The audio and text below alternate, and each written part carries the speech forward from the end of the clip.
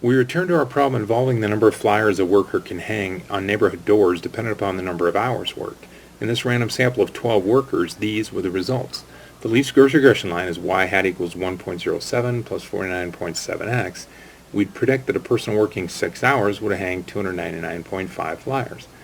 Well, think about what happens when people walk through neighborhoods hanging flyers. It may be really hot or raining. One day they may get involved in a long conversation.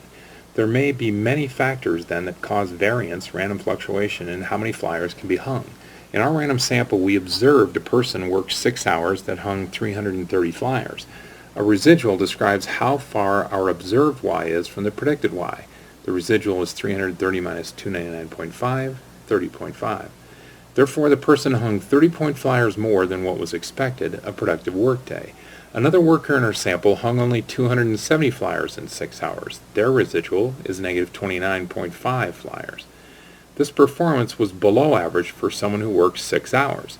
Visually, we can see the observed points from which a least squares regression line was determined. Each point has a residual value, also known as an error term, because the observed y was off from the predicted y value of the LSR line. So there is error. But this error is really just random chance fluctuation. Recall from an earlier video that the results from many people who all work 6 hours will tend to follow a normal distribution. S is the sample standard deviation describing the random fluctuation of observed y values from what the LSR line would predict. Thus, S is the sample standard deviation of the residuals, or equivalently, the sample standard deviation of the error terms. Recall from the earlier video that if we knew the population standard deviation to be 20 flyers, then the random fluctuation of flyers delivered in 6 hours would follow a normal distribution with a mean of pretty much 300 flyers and a standard deviation of 20 flyers. In real life, we would not know sigma. The best we can do is calculate S, the standard deviation of residuals, from our sample. How far did our observed y values differ from the predicted y values?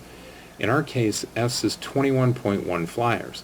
Our estimate of how much fluctuation we'd have in 95% of our sample results would be within 42 flyers of the predicted y value, 2 standard deviations, whether we were at 6 hours or at, let's say, 4.5 hours. Therefore, as we use our linear model LSR line to predict in the future, we will expect random chance fluctuation. For a worker hanging flyers 5 hours, we would predict 249.75 flyers hung, pretty much 250, but the results will tend to fluctuate due to random chance from about 42 below to 42 above the prediction of 250 flyers.